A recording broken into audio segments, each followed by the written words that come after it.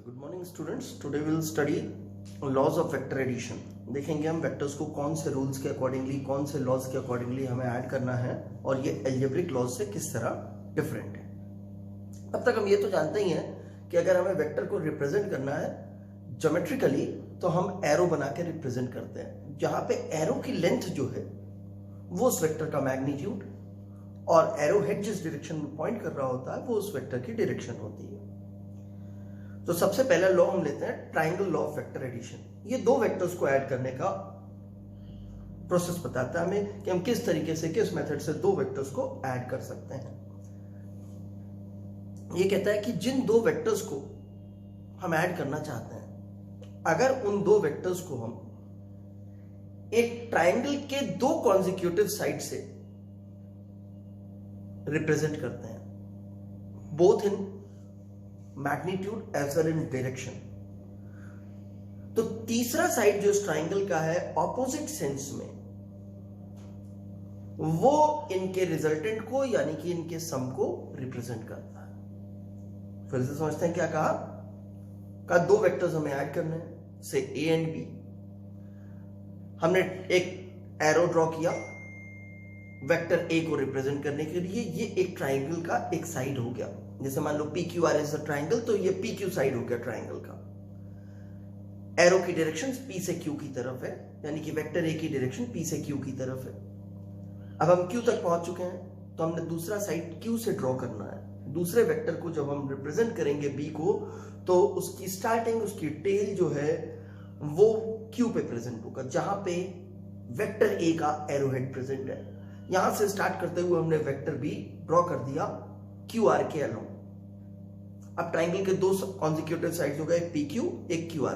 P Q represent कर रहा है वेक्टर ए को, क्यू आर रिप्रेजेंट कर रहा है वेक्टर बी को, मैग्नीट्यूड में भी डायरेक्शन में भी। अब तीसरा साइड बनाएंगे हम, आर तक पहुंच चुके हैं, तो तीसरा साइड हमारे पास बनता है पी आर का। एक्चुअली में हम पी से क्यू गए थे, क्यू से आर गए थे, तो अब आर से हम लौट सकते थे पी पे, लेकिन इसने कहा ऑपोजिट सेंस में, तो आर से पी पे नहीं आना है बल्कि पी से आर पे जाना है। देखते हैं कैसे। सपोज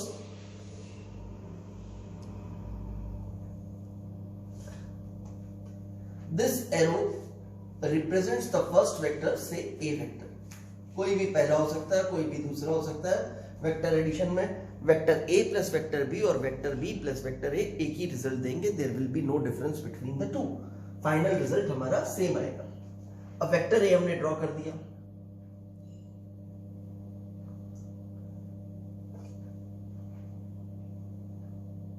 मैं triangle L M N mark कर देता हूं, तो एल से स्टार्ट हुआ और एम तक मैं आ गया। अब यहां से स्टार्ट होकर के हमने अगला साइड ड्रॉ किया, यानी कि सेकेंड वेक्टर ड्रॉ करना है हमें।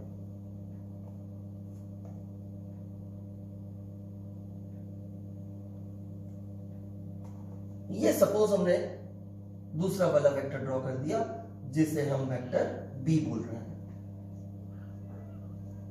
This is B vector. A और बी के बीच में जो एंगल है वो इस एंगल, ये थीटा हो गया से।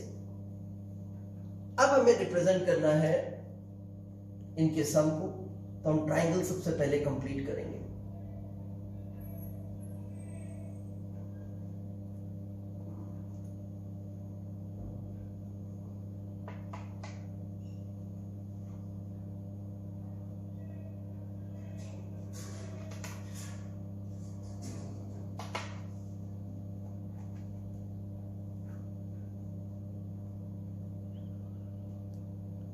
ये ट्राइंगल कंप्लीट हो गया।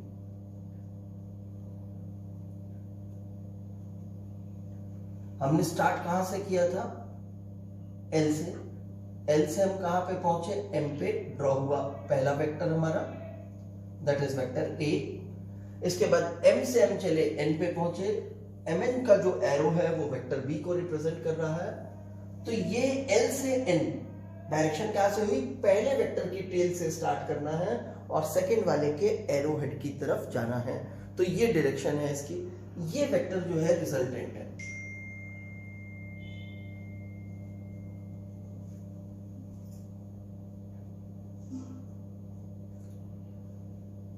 सपोज वेक्टर ए का मैग्नीट्यूड 10 यूनिट का है, वेक्टर बी का मैग्नीट्यूड 8 यूनिट का है।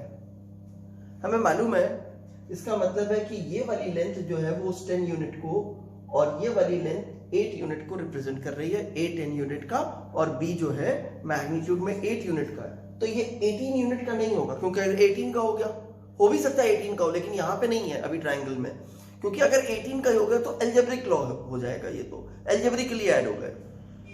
यहाँ एल्जेब्रिक एडिशन नहीं है, कुछ स्पेसिफिक अलग एडिशन है।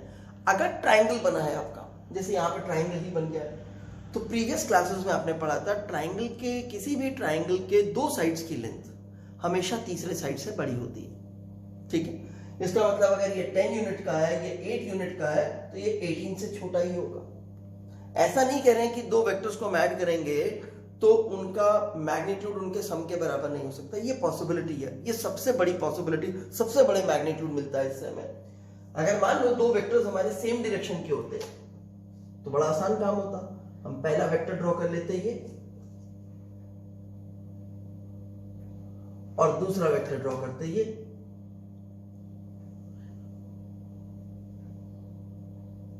ये वेक्टर ए ड्रॉ कर दिया यहां से यहां तक हमने, ये वेक्टर बी ड्रॉ कर दिया यहां से यहां तक। अब हमने समझा था कि कहां से चलना होगा, पहले की टेल से दूसरे के एरोहेड पे, तो यहां से चलेंगे और यहां तक जाएंगे, तो इतना बड़ा एक एरो बनेगा।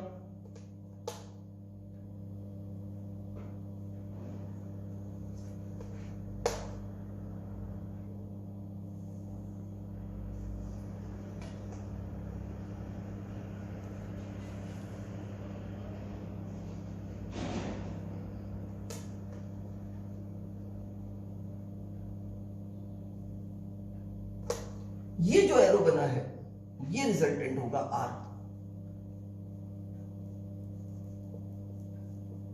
लेकिन इस केस में आप देखो ट्राइंगल नहीं बना है, ठीक है ना, इससे बड़ा रिजल्टेंट नहीं हो सकता दो वेक्टर्स का। इसमें अगर a 10 यूनिट का और b 8 यूनिट का, तो r 18 यूनिट का आएगा। और इस केस में मैं क्या कह रहा हूं, अगर ट्राइंगल बन गया तो इसकी वैल्यू दोनों वेक्टर्स के मैग्नीट्यूड के सम से छोटी होगी, यानी कि r की वैल्यू जो है, r का मैग्नीट्यूड जो sum of vector a and vector b है, वो किसी भी स्टेट में वेक्टर a का मैग्नीट्यूड प्लस वेक्टर b के मैग्नीट्यूड से बड़ा नहीं हो सकता। उसके इक्वल तो हो सकता है, इक्वल तभी होगा जब दोनों सेम होंगे। ठीक है, अभी तो हमने फिलहाल ट्राइंगल लॉ समझा, ट्राइंगल लॉ को फिर से एक बार बोल देता हूं मैं आपको। ट्राइंगल लॉ ने क्या कहा आपसे, the two vectors which are to be added if are represented both in magnitude as well as in direction by two consecutive sides of a triangle, then the third side of the triangle in opposite sense represents their resultant both in magnitude as well as in direction। ठीक है ना, यानी कि दो vectors जिन्हें हम add कर रहे हैं, अगर हम उन्हें एक ट्राइंगल के दो कॉन्जिक्यूटिव साइड से रिप्रेजेंट करते हैं, मैग्नीट्यूड में भी और डायरेक्शन में भी, तो इसी ट्राइंगल का तीसरा साइड ऑपोजिट सेंस में रिप्रेजेंट करेगा उनके सम को या उनके रिजल्टेंट को, मैग्नीट्यूड में भी और डायरेक्शन में भी।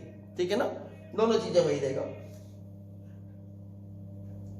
तो ये हमारे पास ट्राइंगल लॉ के लिए तरीका हो गया करने का।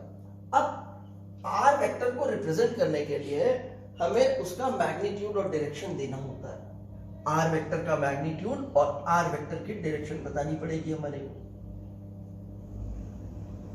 मैग्नीट्यूड तो चलो हमने नाप लिया,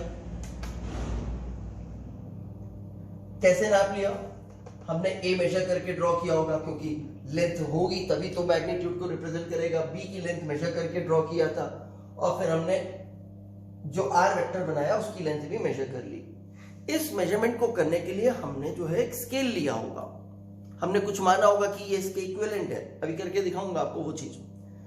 तो जैसे ही हमें मिलेगा तो हम आर कंक्लूड कर लेंगे कितना है। जैसे फॉर इंस्टेंस मान लो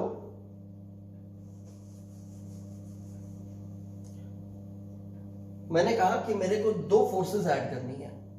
एक फोर्स का नाम ए है,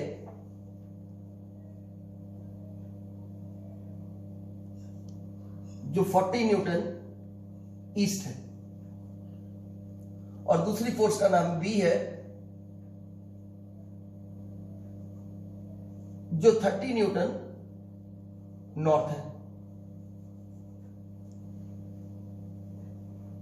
इन दोनों को ऐड करना चाहते हैं, इनका रिजल्टेंट निकालना चाहते हैं, which is our sum of A and B, vector A and vector B का सम है।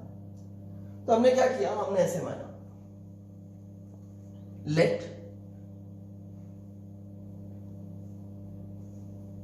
10 newton be equivalent to 1 centimetre, यानी कि अब मैं 1 सेंटीमीटर की लाइन ड्रॉ करूं तो वो 1 सेंटीमीटर की लाइन 10 न्यूटन को रिप्रेजेंट करेगी। तो 40 न्यूटन को रिप्रेजेंट करने के लिए मुझे कितने सेंटीमीटर की लाइन बनानी होगी? ऑब्वियसली 4 सेंटीमीटर की। मैं बड़ी बनाऊंगा, आप अपनी कॉपी बनाओगे क्योंकि बोर्ड का साइज और कॉपी की साइज में फर्क है।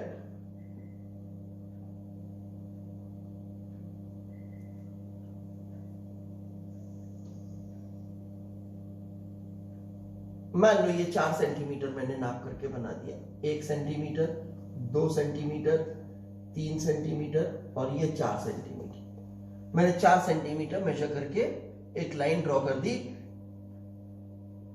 और उसमें ईस्ट की तरफ एरो मार्क कर दिया।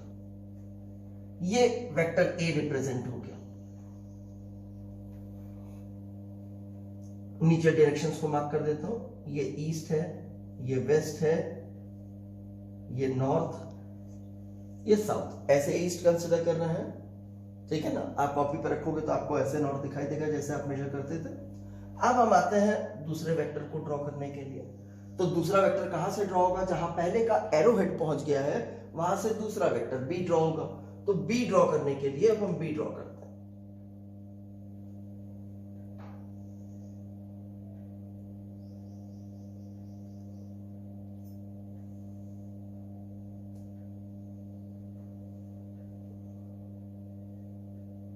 ये मैंने वेक्टर बी ड्रॉ कर दिया, दिस इज वेक्टर बी। इसके लिए मैंने 3 सेंटीमीटर की लाइन ड्रॉ की। अब मैंने ये ड्रॉ किया,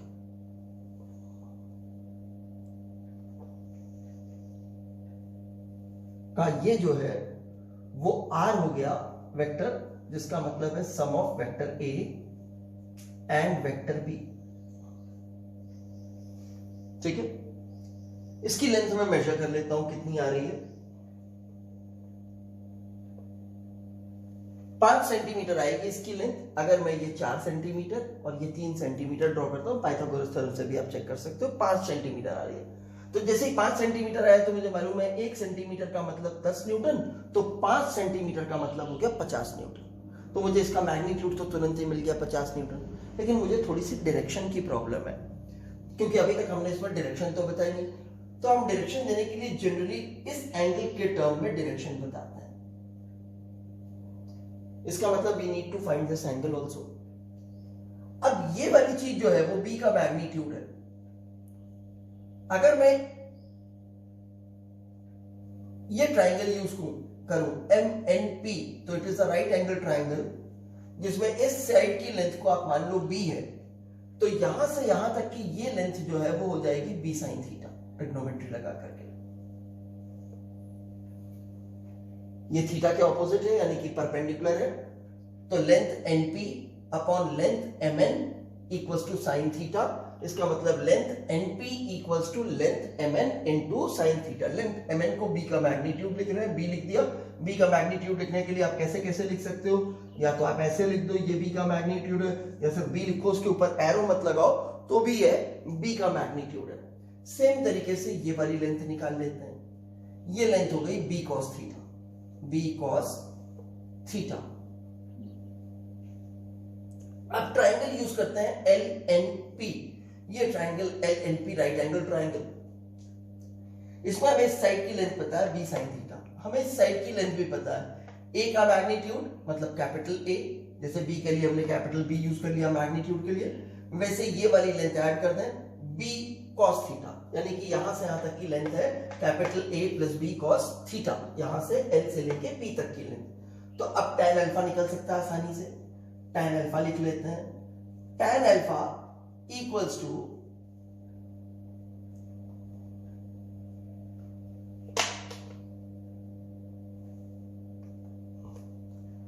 डिनोमिनेटर हो गया हमारे पास a plus B cos theta और न्यूमरेटर हो गया b साइन थीटा।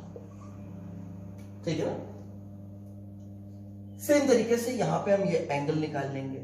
अब आपको ट्रिग्नोमेट्री में बताया था कि अगर एक ट्राइंगल हो जिसके साइड्स 3, 4 और 5 यूनिट्स के हैं, जैसे ये वाला 3 यूनिट का, ये वाला 4 सेंटीमीटर का था, तो ये आपने 5 सेंटीमीटर कंक्लूड किया, तो 3 के ऑपोजिट वाला सबसे छोटे साइड के ऑपोजिट में सबसे छोटा एंगल होता है। ये सबसे छोटा एंगल नियरली 37 डिग्री का होता है। ये तो 90 डिग्री का है ही आपके पास, और ये वाला एंगल रफली 53 डिग्री का होता है। ठीक है ना। तो अब हम कैसे बता सकते हैं डायरेक्शन, तो देखते हैं डायरेक्शन बताने का तरीका क्या हुआ हमारे पास। ये इस तरह से कुछ हमारे को कंक्लूड हुआ है कि आर वेक्टर जो है वो कुछ इस तरह से प्रेजेंट है। ये एंगल हमें कंक्लूड हुआ है 37 डिग्री है। तो अब हम आंसर कैसे देंगे, आर का मैग्नीट्यूड हमें समझ में आ गया था, ये 5 सेंटीमीटर है, तो 5 सेंटीमीटर का मतलब हुआ 50 न्यूटन। तो 50 Newton 37 degree north of east, 37 degree north of east, यानी कि ईस्ट के साथ 37 डिग्री बनाते हुए नॉर्थ की तरफ। तो ये हमारा आंसर हो जाएगा। ये ट्राइंगल लॉ है। एक बार इन शॉर्ट फिर से आपको ट्राइंगल लॉ एक्सप्लेन कर दे रहा हूं मैं, जल्दी से हम समझते हैं ट्राइंगल लॉ क्या कहता है। सबसे पहली चीज, दो वेक्टर्स को ऐड करने का प्रोसेस है। इससे 3 वेक्टर नहीं ऐड होंगे, सिर्फ 2 ही वेक्टर आप ऐड कर सकते हो। कहता है जिन 2 वेक्टर्स को आपको ऐड करना है, अगर आप उसे एक ट्राइंगल के 2 कॉन्जिक्यूटिव से रिप्रेजेंट करोगे, मैग्नीट्यूड में भी डायरेक्शन में भी, जैसे हमने यहाँ पे ये एरो ड्रॉ किया है, तो ये वेक्टर ए का मैग्नीट्यूड और वेक्टर ए की डायरेक्शन दोनों रिप्रेजेंट कर रहा है, लेंथ मैग्नीट्यूड और एरो की पॉइंटिंग डायरेक्शन। ऐसे ही हमने ये वेक्टर बी ड्रॉ किया, कॉन्जिक्यूटिव साइड है, तो जहां ए का एरो हेड आएगा वहां से बी की टेल स्टार्ट होगी, बी ड्रॉ कर दिया। फिर कहता है जो तीसरा साइड होगा इसी ट्राइंगल का, फट से तीसरा साइड बना दिया ऑपोजिट सेंस में। हम यहां से आ गए, यहां से आ गए, तो अब ऐसे लौटते हैं। ऑपोजिट सेंस का मतलब उल्टा कर दो इधर, या ऐसे ध्यान रखो कि from the tail of the first vector to the arrow head of the second vector, हमने ये ड्रॉ कर दिया। तो ये जो साइड ड्रॉ हुआ है विद डायरेक्शन, ये रिप्रेजेंट कर रहा है इन दोनों के रिजल्टेंट को मैग्नीट्यूड में भी और डायरेक्शन में भी। ठीक है ना। This is all about triangle of addition, जिसमें हम एंगल निकालना होगा तो इस फॉर्मूले से कंक्लूड कर लेंगे, जो आर की डायरेक्शन यानी कि रिजल्टेंट की डायरेक्शन देने में यूज होगा हमारे लिए। तो ट्राइंगल लॉ के बाद अब दूसरा लॉ देखते हैं, इसे कहते हैं parallelogram law of vector addition. Parallelogram law of vector addition, ये भी 2 वेक्टर्स को ऐड करने का ही लॉ है। ये क्या कहता है, कहता है जिन 2 वेक्टर्स को आप ऐड करना चाहते हो, अगर उन 2 वेक्टर्स को आप एक पैरेललोग्राम के एडजेसेंट साइड से रिप्रेजेंट करते हो, both in magnitude as well in direction, तब इन दोनों साइड्स के कॉमन पॉइंट इंटरसेक्शन से जाने वाली इसी पैरेललोग्राम की डायगोनल जो है वो इन दोनों के रिजल्टेंट को रिप्रेजेंट करेगी। ठीक है, देखते हैं कैसे। अब मान लो 2 वेक्टर्स ए और बी हमें ऐड करने हैं, वो मैं ड्रॉ कर रहा हूं।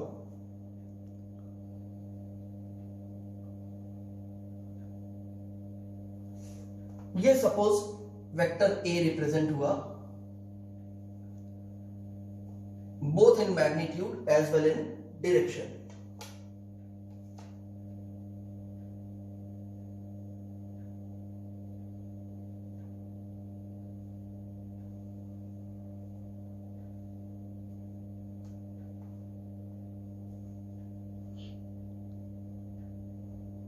ये मान लो वेक्टर बी ड्रॉ किया।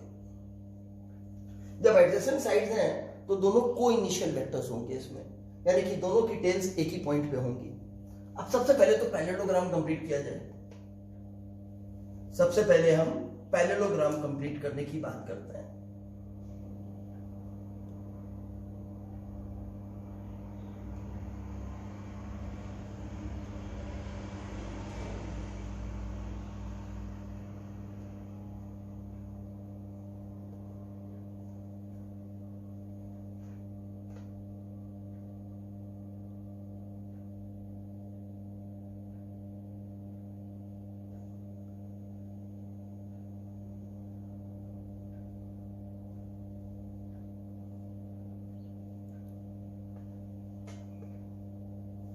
मान लीजिए मैंने पैरेललोग्राम कंप्लीट कर दिया।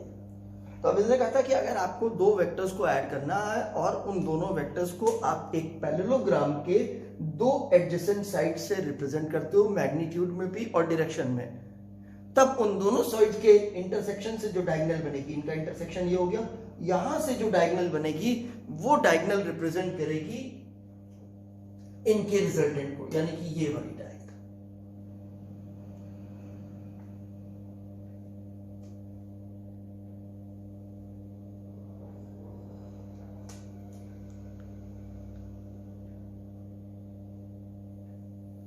This diagonal represents the sum of these two vectors. पहले की तरह a और b के बीच का एंगल मान लेते हैं थीटा है और a की डायरेक्शन रिप्रेजेंट करने के लिए ये एंगल अल्फा है। देखो हमने कहा था इस यूनिट में हम कैसे वेक्टर्स के साथ डील कर रहे होंगे, जो फ्री वेक्टर्स हैं, यानी कि जिन्हें शिफ्ट किया जा सकता है उनके पैरेलल किसी भी पोजीशन पे। तो अगर सोचो मैं b को यहां से शिफ्ट कर दूं इसके पैरेलल और यहां पे ले आऊं, तो ये भी तो b इस जगह को ऑक्यूपाई कर लेगा, तो ये वाला साइड एरो लगने के बाद b वेक्टर को रिप्रेजेंट करेगा। तो ये एक साइड हुआ और ये कॉन्जिक्यूटिव साइड हुआ ट्राइंगल का, और ये उस ट्राइंगल के लिए तीसरा साइड हुआ ऑपोजिट सेंस में। तो ट्राइंगल लॉ वाली चीज है, वही चीज बनी हुई है, बस फर्क सिर्फ इतना है कि यहाँ वाली चीज आपने यहाँ बना रखी है। तो अभी भी हमारे पास जो एंगल निकालने के लिए फॉर्मूला है वो वही रहेगा। एक बार मैं इसमें मार्क कर दे रहा हूं एनी हाउ फॉर्मूला, लेकिन प्रोसेस हमारे पास वही रहेगा, मतलब रिजल्ट वही रहेगा। If this angle is alpha, तो this angle is also, sorry this angle is theta, तो दिस एंगल इज थीटा। अगर इसकी लेंथ b से डिनोट कर रहे हैं तो ये भी b हो गया, दिस लेंथ इज b। तो ये वाली लेंथ यहाँ पे राइट एंगल ट्राइंगल हम ये वाला यूज कर रहे हैं, तो इस राइट एंगल ट्राइंगल में ये लेंथ हो जाएगी b sin थीटा, और सिमिलरली यहां से यहां तक की ये लेंथ हो जाएगी b cos थीटा। अब अगर हम ये राइट एंगल ट्राइंगल यूज करें, L M N Q P, तो मैं right angle triangle L N P use करने को कह रहा हूं। इससे tan अल्फा की वैल्यू निकालें, तो tan अल्फा इक्वल्स टू, नीचे की लेंथ हो गई हमारे पास a plus B cos theta, और न्यूमरेटर में आ गया हमारे पास b sin थीटा। यही रिजल्ट हमारे पास पहले था, जहां पे theta is the angle between the two vectors which are to be added. ठीक है ना, ये एंगल है इनके बीच में। एंगल आपको निकालना सिखा दिया था पिछले लेक्चर में कि दो वेक्टर्स के बीच में कौन सा एंगल कंसिडर किया जाता है। पिछले भी फिगर में ट्राइंगल में भी जब बनाया था हमने, तो ये वाला एंगल मार्क किया था, this is also the angle between vector A and vector B. ठीक है, तो ये पैरेललोग्राम लॉ था हमारे पास कि पैरेललोग्राम लॉ से हम किस तरह से ऐड करते हैं। Let's see a question. ये एक फिगर बना हुआ है जिसमें कुछ वेक्टर्स मार्क है। EF साइड से को रिप्रेजेंट करने वाला वेक्टर A है, FG को रिप्रेजेंट करने वाला वेक्टर B है, HG को रिप्रेजेंट करने वाला D है, EH को रिप्रेजेंट करने वाला C है। हमें कह रहे हैं कि प्रूव कीजिए कि vector A plus vector B is equal to vector C plus vector D। तो हम क्या करते हैं, E और G को ड्रॉ करने वाली लाइन ड्रॉ कर लेते हैं।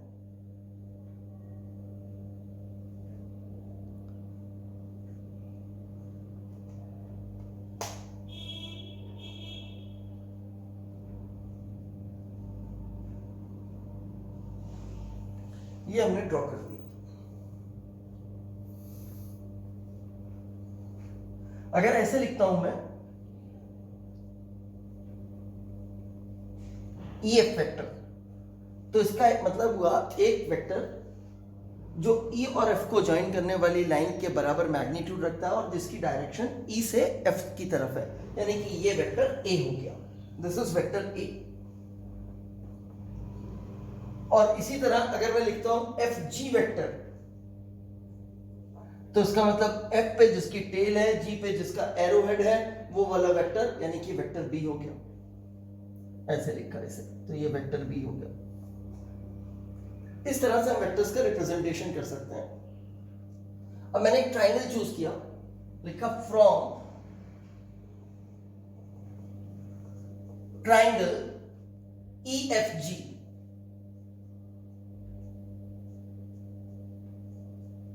ये वाला ट्राइंगल हो गया।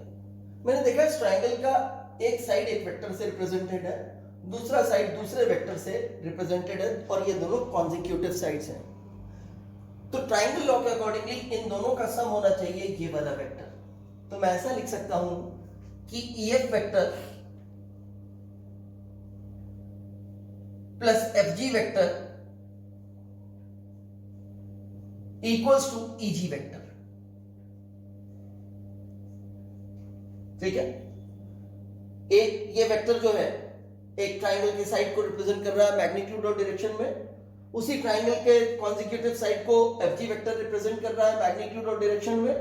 तो हमें मालूम है अगर दो वेक्टर्स हम इस तरह से ड्रॉ करते हैं कि they are represented by consecutive sides of a triangle, तो तीसरा side starting from the tail of the first vector to the arrow head of the second vector, वो इनका रिजल्टेंट होता है। तो मैंने स्टार्ट यहां से किया था, यहां आया था, यहां से यहां आया था, तो starting from the tail to the arrow head of the first vector, that is EG vector हो गया ये। अब इस वेक्टर का नाम तो A वेक्टर था, this was written as A vector, और FG वेक्टर का मतलब था B वेक्टर। ये EG वेक्टर के बराबर हो गया, इसे EG वेक्टर को चलो EG रहने देते हैं, अभी EG वेक्टर हो गया। This is our first equation. Similarly मैंने ट्राइंगल चूज किया EHG फ्रॉम ट्राइंगल EHG। इसमें भी देखा तो ट्राइंगल का एक साइड ये कॉन्जिक्यूटिव साइड, तो फिर अगर ये वेक्टर है और ये वेक्टर है तो इनका रिजल्टेंट ये होना चाहिए सिमिलर वे में। तो इसे लिखा हमने EH vector plus HG vector equals to EG vector. अब EH वेक्टर का नाम C दिया गया हमें, HG वेक्टर का नाम D दिया गया हमें, और EG को हमने EG ही रहने दिया, तो EG वेक्टर। अब इक्वेशन 1 और इक्वेशन 2 से देखा तो दोनों के राइट हैंड साइड इक्वल है। अगर दोनों के राइट हैंड साइड इक्वल है तो इसका मतलब their left hand side must be equal. तो फ्रॉम 1 and 2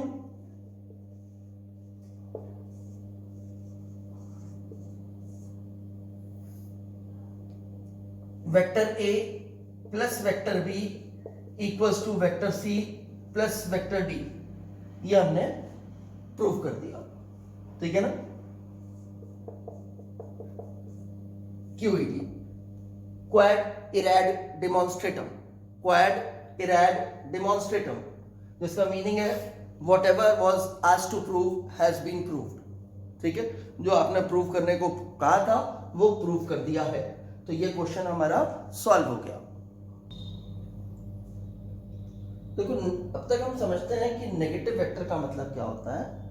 दो वेक्टर्स ऐसे जिनके मैग्नीट्यूड जो है इक्वल हो पर डायरेक्शन ऑपोजिट हो। जैसे सपोज मैंने एक ये वेक्टर बनाया है, इस वेक्टर का नाम वेक्टर A है। अगर A के मैग्नीट्यूड जितना ही मैं एक वेक्टर बनाऊं लेकिन उसकी डायरेक्शन A के ऑपोजिट रखूं तो वो वेक्टर जो है A का नेगेटिव कहलाएगा।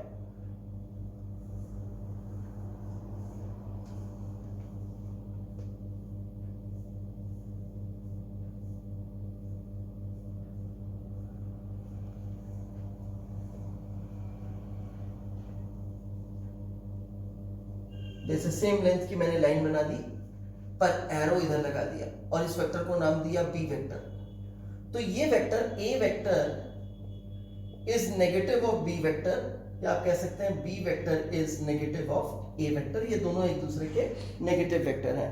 दो वेक्टर मैग्नीट्यूड में इक्वल और डायरेक्शन में ऑपोजिट हो तो वो नेगेटिव वेक्टर। इसका मतलब अगर मैं ये एरो यहां से हटा करके ऐसे कर दूं तो इसी को मैं माइनस A वेक्टर कह सकता हूं। किसी वेक्टर की डायरेक्शन रिवर्स करेंगे तो उसके आगे माइनस का साइन लगा देंगे, ऑपोजिट डायरेक्शन का मतलब वो नेगेटिव हो जाएगा।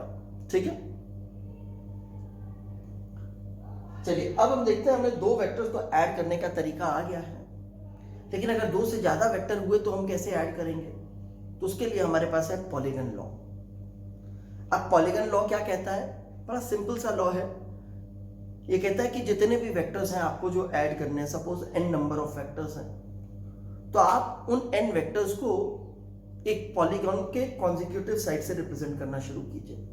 यानी कि पहले साइड से पहला वेक्टर ड्रॉ किया, टेल से एरोहेड पहुंचे, दूसरा इसके एरोहेड से स्टार्ट कीजिए, दूसरा साइड हो गया पॉलीगन का, दूसरे के एरोहेड से स्टार्ट कीजिए, तीसरा वेक्टर ड्रॉ कीजिए, वो पॉलीगन का तीसरा साइड हो गया।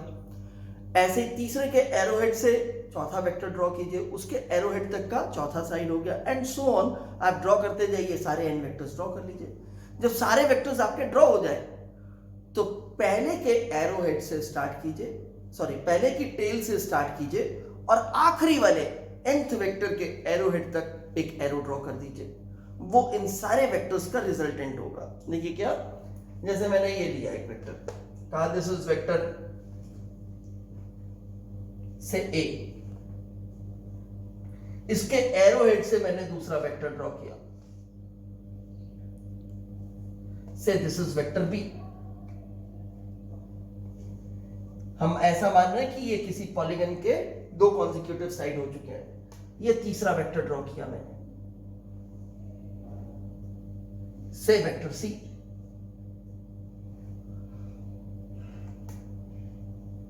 और मान लीजिए ये चौथा वेक्टर ड्रॉ किया मैंने,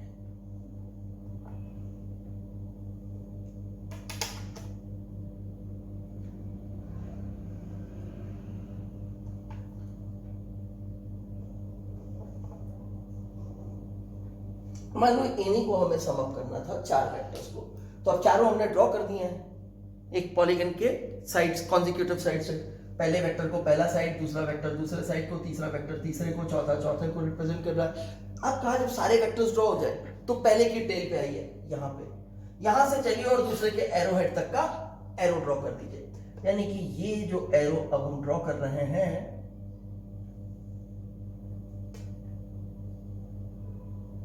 ये एरो जिससे मैंने R यानी कि रिजल्टेंट रिप्रेजेंट किया है, ये R जो है वो इन सब का सम है। Vector A plus vector B plus vector C plus vector D। आप चेक भी कर सकते हैं कि ऐसा होगा। देखो अगर मैं ये लाइन ड्रॉ कर दूं,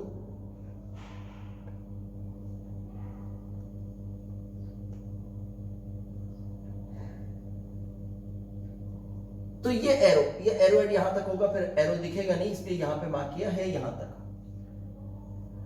ट्रायंगल लॉ के अकॉर्डिंगली ये वेक्टर A, ये वेक्टर B, तो ये इनका सम होना चाहिए। This should be vector A plus vector B। ठीक है, अब ये दो तो ऐड हो गए, एक साइड ये देखिए और एक ये देखिए। अब आपके पास क्या हुआ, अगेन ट्रायंगल के दो कॉन्जिक्यूटिव साइड मिल रहे हैं। एक साइड रिप्रेजेंट कर रहा है इस वेक्टर को जिसका नाम है vector A plus vector B, और ये रिप्रेजेंट कर रहा है वेक्टर C को। तो ये वाले एरो जो होगा हमारे पास, ये रिप्रेजेंट करेगा इनके रिजल्टेंट को।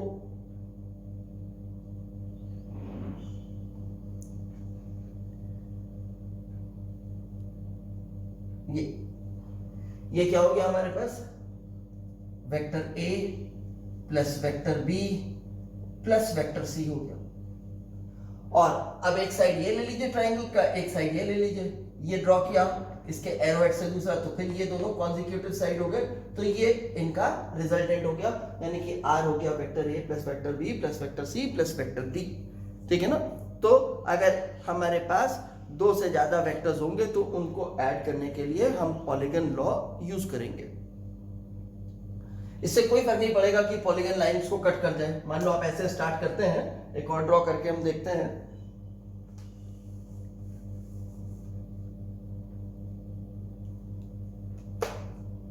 सपोज ये पहला वेक्टर है, से वेक्टर A,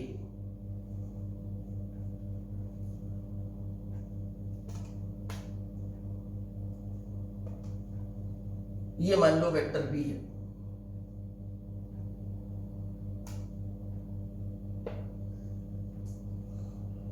ये मान लो वेक्टर C है, और जब वेक्टर D ड्रॉ किया तो वो ऐसे चला गया। ये वेक्टर डी है, का इन चारों का सम क्या होगा? No problem. अभी भी आपको पहले की टेल ये, आखिरी का एरोहेड ये है, ये आपका वेक्टर ए था, इसको इधर मार्क कर देता हूं, दिस वाज वेक्टर ए।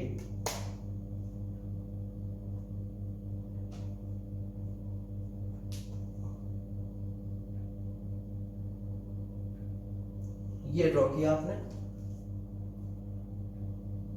ये रिजल्टेंट हो गया, ये इन चारों वेक्टर्स का सम हो गया। This is vector A plus vector B plus vector C plus vector D, ठीक है ना? तो इससे कोई फर्क नहीं पड़ेगा कि कहीं कट कर गया तो क्या होगा। अब अगली चीज, अगर हम वेक्टर्स को ऐड करना शुरू करते हैं और अपने आप ही फिगर क्लोज हो जाता है, यानी कि आखिरी का एरोहेड वहां पहुंच जाता है जहां पहले वाले की टेल थी, तो इसका मतलब इन सारे वेक्टर्स का रिजल्टेंट 0 हो जाएगा। जैसे मान लो ये पहला वेक्टर ड्रॉ हुआ, ये दूसरा वेक्टर ड्रॉ हुआ, वेक्टर ए, वेक्टर बी,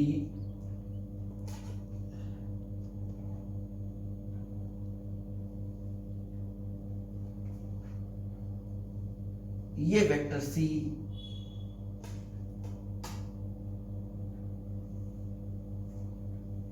ये वेक्टर डी, और एक वेक्टर और है से वेक्टर ई, उसे भी ड्रॉ कर लिया हमने। का इन पांचों वेक्टर्स का सम क्या है? Vector A plus vector B plus vector C plus vector D plus vector E. तो अब हमें मालूम है, हमने पांचों ड्रॉ कर दिए हैं, तो पहले के एरोहेड से पहले की टेल से आखिरी के एरोहेड तक की हमें लाइन ड्रॉ करनी है।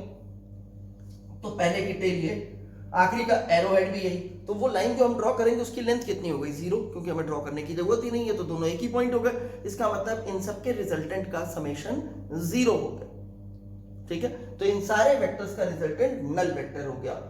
इस फिगर के accordingly vector A plus vector B plus vector C plus vector D plus vector ई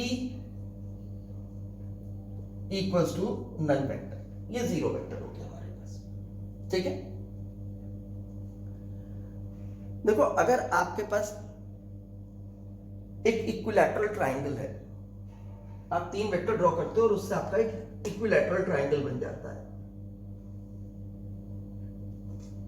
सम तो 0 ही हो गया, यानी कि तीनों आपने सीक्वेंस में ड्रॉ किए हैं, वन आफ्टर द अदर, और मैं आपको कह रहा हूं कि रिजल्ट क्या हुआ। आप मान लेना कि ये इक्विलैटरल ट्राइंगल है,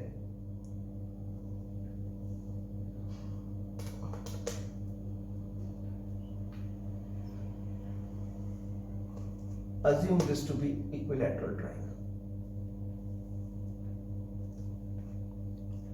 ये वेक्टर ए था, ये वेक्टर बी था, ये वेक्टर सी था, ये ट्राइंगल इक्विलैटरल ट्राइंगल है। तो इसका मतलब ए का मैग्नीट्यूड, बी का मैग्नीट्यूड और सी का मैग्नीट्यूड तो इक्वल है। तो चलो देखते हैं ए और बी के बीच में कितना एंगल है। ये वाला एंगल कितना हो गया? अब मैंने लिया टोटल 360 डिग्री का एंगल एक, और कहा कितने साइड का फिगर बना है? रेगुलर पॉलीगन कितने साइड का बना है? 3 साइड का। तो कहा 360 को डिवाइड कर दो 3 से, 120। तो आपने देखा कि ये वाला एंगल 120 डिग्री का है। इसे आप 2π/3 भी लिख सकते हैं, क्योंकि 2π का मतलब हो गया 360 डिग्री, रेडियन में एक्सप्रेस है 2π आपके पास, बाय 3 करोगे तो आपके पास यही रिजल्ट आ जाएगा। अच्छा, बी और सी के बीच में कितना एंगल है? तो ये एंगल बी और सी के बीच में है, ये भी 120 डिग्री होगा। आप ऐसे भी निकाल सकते थे, 60 ये 120 है। मैंने क्यों आपको बोला है कि 360 डिवाइडेड बाय 3 करने से ये एंगल मिल रहा है, अभी मैं आपको इसका रीजन समझाता हूं। अगर मान लो मैं 4 साइडेड फिगर बनाऊं जिसके चारों वेक्टर्स इक्वल हो, 4 साइड से रिप्रेजेंटेड वेक्टर्स इक्वल हो और जिनका सम 0 हो रहा हो, तब देखें कैसा बनेगा। यानी कि एक स्क्वायर बनेगा बेसिकली अब से हमारे पास। तो वो स्क्वायर को बना करके देखते हैं।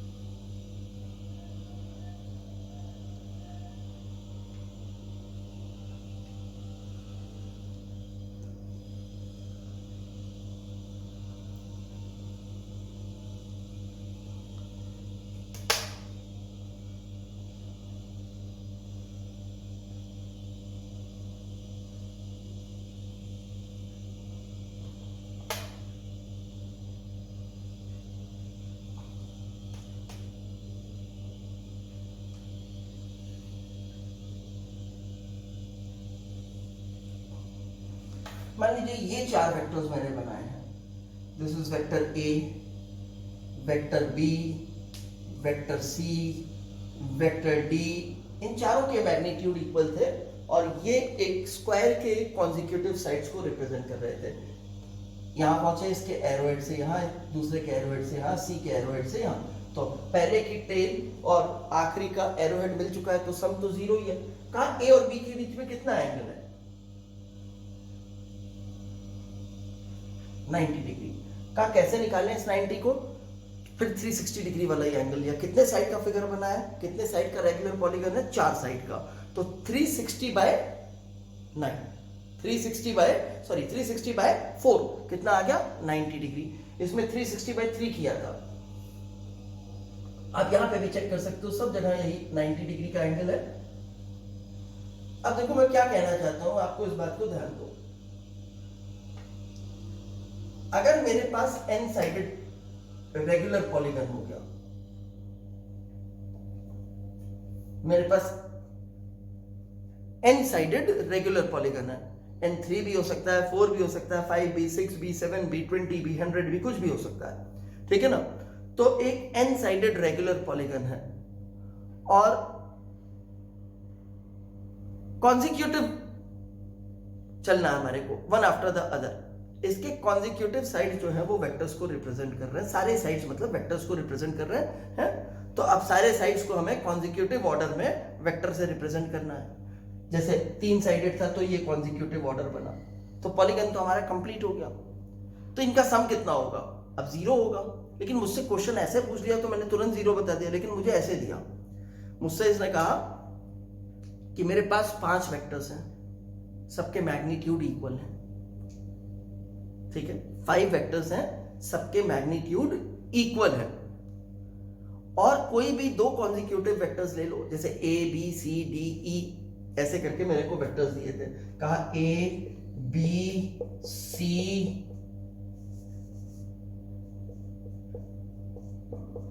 डी वेक्टर और ई वेक्टर, ये 5 वेक्टर है विच हैव इक्वल मैग्नीट्यूड, ठीक है। इन्हें ऑर्डर में ड्रॉ किया जाता है और किन्हीं भी 2 कॉन्जिक्यूटिव को लें, जैसे ए और बी कॉन्जिक्यूटिव हो गए, बी और सी कॉन्जिक्यूटिव हो गए, सी और डी कॉन्जिक्यूटिव हो गए, ठीक है ना। ऐसे तो कहता है किन्हीं भी 2 को हम कॉन्जिक्यूशन में लेते हैं तो उनके बीच का एंगल जो है वो 36 डिग्री होता है, नहीं सॉरी 72 डिग्री होता है। उनके बीच का एंगल 72 डिग्री होता है, किन्हीं कोई भी 2 कॉन्जिक्यूटिव ले लो। तो बताओ इनका सम कितना होगा? तो मैंने सोचा अच्छा ठीक है, अगर मैं इनको बनाऊं तो पॉलीगन कंप्लीट हो रहा है या नहीं, उसको चेक करने के लिए मैंने कहा कि बाहर का एंगल यानी कि 2 कॉन्जिक्यूटिव वेक्टर्स के बीच का एंगल 72 है, पॉलीगन में ये एंगल कितना होना चाहिए? 5 वेक्टर है तो 5 साइड से बनेगा, 360 बाय 5 किया, 360 बाय 5, ठीक है। तो मेरे को मिला 72 डिग्री आ रहा है। इसका मतलब मेरे को इनडायरेक्टली बता रहा है कि क्लोज्ड पॉलीगन बन जाएगा रेगुलर पॉलीगन, तो इसका सम 0 हो गया। ऐसे ही मेरे को कहता है कि n वेक्टर्स हैं इक्वल मैग्नीट्यूड के और कोई भी 2 कॉन्जिक्यूटिव ले लो तो उनके बीच का एंगल जो है वो 2 पाई बाय n होता है। तो आप बताओ इनका सम कितना होगा?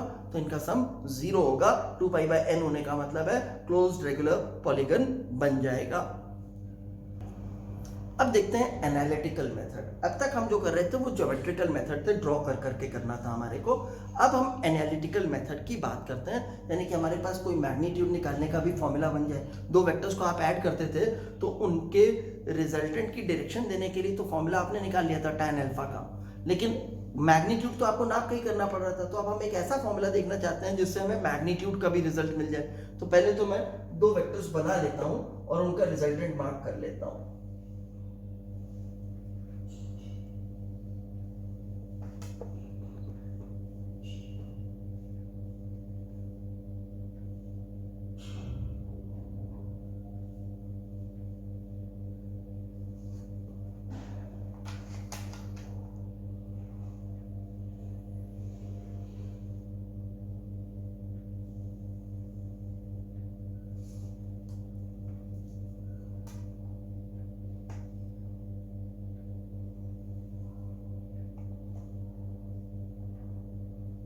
ये ट्राइंगल लॉ के अकॉर्डिंगली मैंने 2 वेक्टर्स मार्क कर लिए, वेक्टर ए, वेक्टर बी, ये इनका रिजल्टेंट मार्क कर दिए। आ, vector A plus vector B, ये इन दोनों वेक्टर्स के बीच का एंगल मार्क कर दिया मैंने थीटा, भी यहां लिख देता हूं। ये यहां से परपेंडिकुलर ड्रॉप कराया जैसे पहले कर रहे थे। ये लेंथ यहां से यहां तक की हो गई बी साइन थीटा, और ये यहां से यहां तक की लेंथ हो गई हमारे पास बी कॉस थीटा। ठीक है, इस पॉइंट का नाम मान लो E है, इस पॉइंट का नाम मान लो F है, इसका नाम मान लो G है, और ये मान लो H है।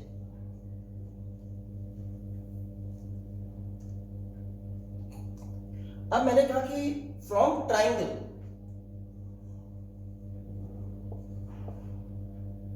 EHG, यानी कि ये बड़ा वाला राइट एंगल ट्राइंगल या ये 90 डिग्री का एंगल है, परपेंडिकुलर ड्रॉप कराया है। तो इस ट्राइंगल EHG की बात करते हैं। इस EHG में पाइथागोरस थ्योरम लगा देते हैं। तो इस लेंथ का स्क्वायर यानी कि R का स्क्वायर उसे होना चाहिए इस लेंथ का square, that is A plus B cos theta का स्क्वायर, प्लस ये वाली लेंथ का square, that is B sine theta का स्क्वायर। इसे थोड़ा सिंप्लीफाई करते हैं। R square equals to A square plus 2ab cos theta plus B square cos square theta plus B square sine square theta. ये expand कर दिया इसे further और सिंप्लीफाई करते हैं। R square equals to A square मैंने लिख लिया एज इट इज। इन दो टर्म में से बी स्क्वायर कॉमन लिया, ब्रैकेट में आ गया cos square theta plus sine square theta, cos square theta plus sine square theta. एक टर्म रह गया प्लस 2ab cos थीटा का, वो भी लिख लें, प्लस 2ab cos थीटा। और सिंप्लीफाई करते हैं। R square equals to A square plus ये टर्म तो ब्रैकेट के अंदर जो लिखा हुआ है cos square theta plus sine square theta वो 1 होता है, तो B square into 1 B square हो गया, प्लस 2ab cos थीटा। इसका मतलब है आर हो गया हमारे पास under root A square plus B square plus 2ab cos theta. ठीक है, रिजल्टेंट की वैल्यू क्या हो गई? जिन दो वेक्टर्स को आप ऐड करने जा रहे हो उसमें से पहले के मैग्नीट्यूड का स्क्वायर प्लस दूसरे के मैग्नीट्यूड का square plus 2 into magnitude of first into magnitude of second into cosine of the angle between the two vectors। ठीक है, इसका होल रूट इनके रिजल्टेंट का मैग्नीट्यूड हो गया। और अगर डायरेक्शन देना चाहते हैं हम, तो वो डायरेक्शन देने के लिए हमारे पास tan अल्फा जैसे पहले निकाला था वही अभी भी होगा, सेम ट्राइंगल से tan अल्फा निकालते हैं, तो that is b sin theta upon a plus B cos theta. या क्या, ठीक है ना? तो ये हम फॉर्मूले की तरह यूज कर सकते हैं। This is analytical method. ठीक, जैसे हमसे कहता है कि एक वेक्टर है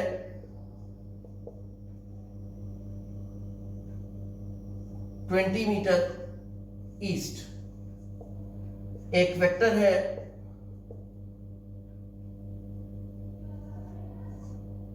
30 मीटर नॉर्थ ईस्ट।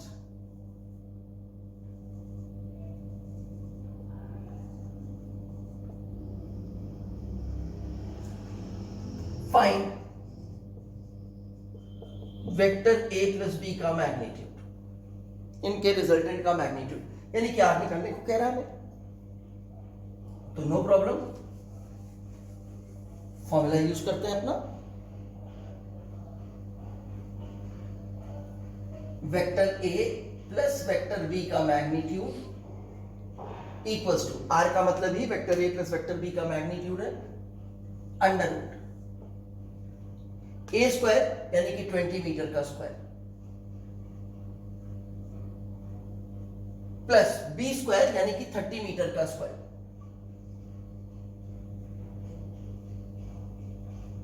प्लस 2, ए मतलब 20 मीटर मैग्नीट्यूड का, बी मतलब 30 मीटर,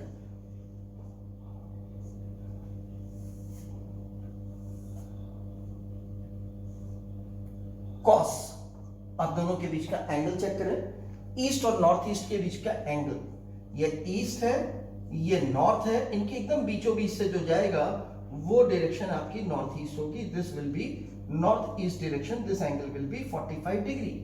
इसका मतलब है आपका एक वेक्टर ईस्ट में इधर प्रेजेंट है, दूसरा वेक्टर ऐसे प्रेजेंट है, दोनों के बीच का एंगल 45 डिग्री है, तो ये cos 45 डिग्री हो गया। ठीक है, अभी सिंपल अलजेब्रिक टर्म है जिसे आप सिंप्लीफाई करोगे तो आपको रिजल्ट मिल जाएगा।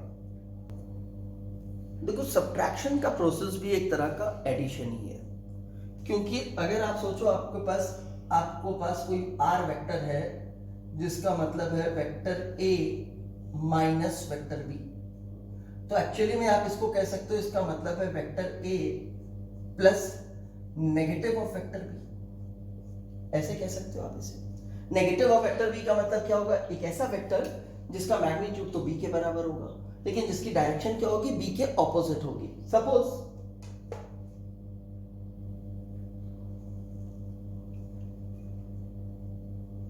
ये वेक्टर ए है,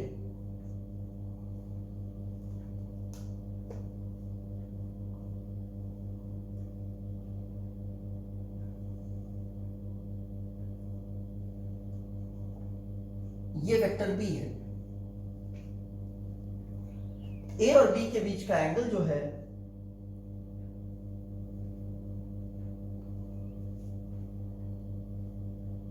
वो सपोज थीटा है। मैं कहूं आपसे vector A minus vector B करने को, तो आपको क्या करना है, जितना बड़ा बी है उतना ही बड़ा एक और एरो बनाना है जो बी के ऑपोजिटली डायरेक्टेड होगा, बनाते हैं उसे हम डॉटेड से बना रहा हूं।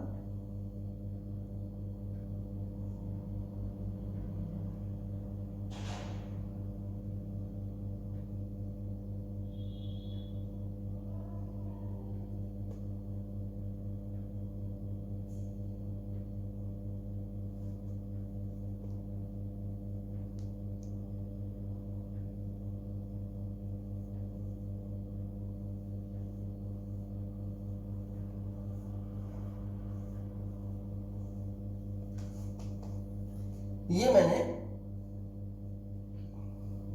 बना दिया, ये लेंथ और ये लेंथ मैंने इक्वल रखी है, डायरेक्शन ऑपोजिट कर दिए, तो ये वाला वेक्टर जो है वो नेगेटिव बी वेक्टर हो गया। अब मुझे ए और बी को ऐड करना है,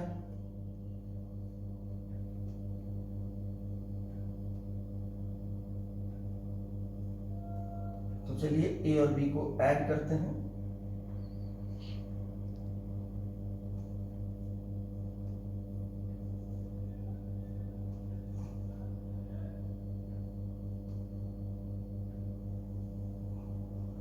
ए और सॉरी ए में से बी सब्ट्रैक्ट करना है, ए में माइनस बी ऐड करना है, ये मैंने ड्रॉ किया। तो ये वाला वेक्टर जो है वो हो गया R equals to vector A minus vector B.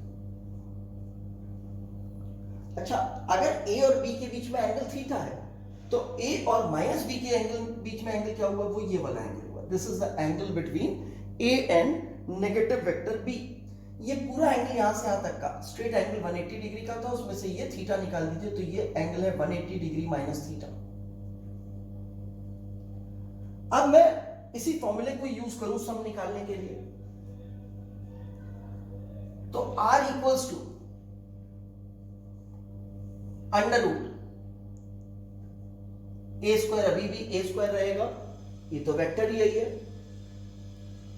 B square भी बी स्क्वायर ही रहेगा, क्योंकि ये मैग्नीट्यूड का स्क्वायर था, जितनी लेंथ ये थी उतनी लेंथ ये, लेंथ का ही स्क्वायर करना है, मैग्नीट्यूड का स्क्वायर है आपके पास, प्लस 2 अपनी जगह, ए भी अपनी जगह, बी की जगह बी का मैग्नीट्यूड ही लिखना है, माइनस बी का मैग्नीट्यूड और बी का मैग्नीट्यूड सेम है, तो ये हो गया आपके पास बी का मैग्नीट्यूड, क्योंकि मैग्नीट्यूड का मतलब लेंथ, ये लेंथ और ये लेंथ तो इक्वल ही है, तो लेंथ लिखेंगे, ये कभी माइनस में नहीं आएगी हमारे पास लेंथ। अब कॉस लिखा, एंगल होता था जिन दो वेक्टर्स को आप ऐड कर रहे थे उनके बीच का, और आप ऐसा मान रहे हो कि आप जिन दो वेक्टर्स को ऐड कर रहे हो उनमें से एक है वेक्टर ए और दूसरा है नेगेटिव वेक्टर बी, तो आपको एंगल देखना होगा ए के बीच में और माइनस बी वाले वेक्टर के बीच में, तो ए और माइनस बी के बीच का एंगल 180 माइनस थीटा है, तो ये हो गया cos 180 degree minus theta.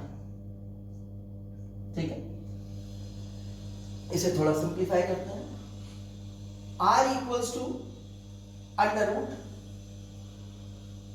a square plus b square plus 2ab cos 180 minus theta, ये 2 into 90 बन रहा है मेरे पास।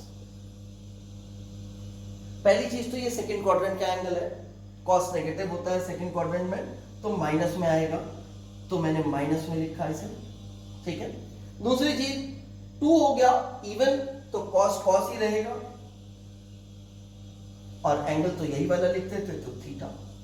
इसको एक स्टेप और सिंप्लीफाई कर दे तो रिजल्ट आ जाएगा r equals to under root A square plus B square minus 2ab cos theta, ये माइनस मैंने यहां पे प्लेस कर दिया, तो ये आ गया हमारे पास रिजल्ट, जहां पे r का मीनिंग क्या है, अब हमारे पास इस r का मीनिंग है vector a minus vector b का मैग्नीट्यूड। ठीक है, यानी कि जो भी फॉर्मूले आपने अब तक यूज किए, इवन डायरेक्शन वाला, उस डायरेक्शन वाले फॉर्मूले में आपको क्या करना है, ज्यादा कोई चेंज नहीं करना, जहां जहां थीटा यूज किया था उसकी जगह 180 माइनस थीटा यूज करना है। इस फॉर्मूले में भी थीटा की जगह 180 माइनस थीटा यूज करोगे, आपकी से अल्फा ये वाला एंगल डिफाइन हो जाएगा आपके पास, तो यहाँ पे आ जाएगा b sin 180 minus theta, sine second quadrant में पॉजिटिव ही होता है तो वो b sin थीटा ही रहा, यहाँ पे आया a plus b cos 180 minus theta, cos 180 minus theta का मतलब तो आप माइनस cos थीटा समझ चुके हो, तो ये हो जाएगा a minus b cos theta नीचे आपके पास।